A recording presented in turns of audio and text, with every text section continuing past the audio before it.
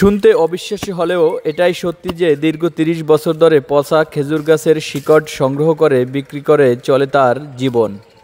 ৬০ বছর বয়সী এ বৃদ্ধ পথে প্রান্তে ঘুরে ঘুরে পচা খেজুর গাছের শিকড় খুঁজে বেড়ান। এই শিকড় দিয়ে বিভিন্ন কারুপণ্য তৈরি হলেও প্রধানত মাছ মারার দোহর বা চাই বেশি তৈরি করতে দেখা যায়। কারণ এই শিকড় দিয়ে দোহর বা চাই তৈরি করলে বেশি মাছ ধরা পড়ে।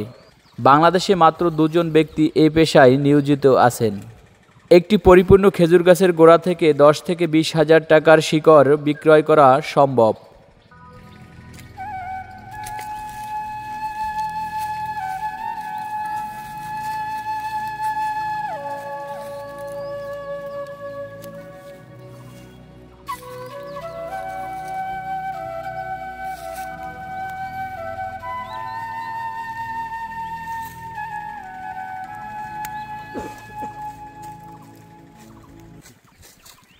আমার পাশে এক বৃদ্ধ কাকা এই যে খেজুর গাছের যে শিকড় সে গভীর নিচ থেকে শিকড় তুলতেছে প্লাস দিয়ে টেনে টেনে।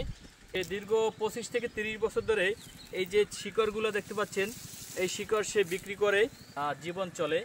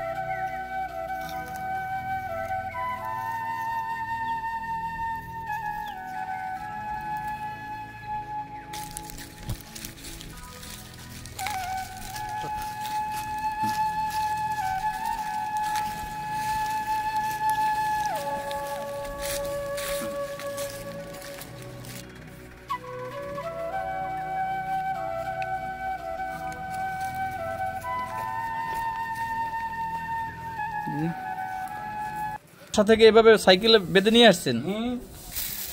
এই একটা নদা একটা এত বড় লম্বা, এই দেখেন। ওয়াও, এই একটা গাছ থেকে এগুলো উঠাইছেন?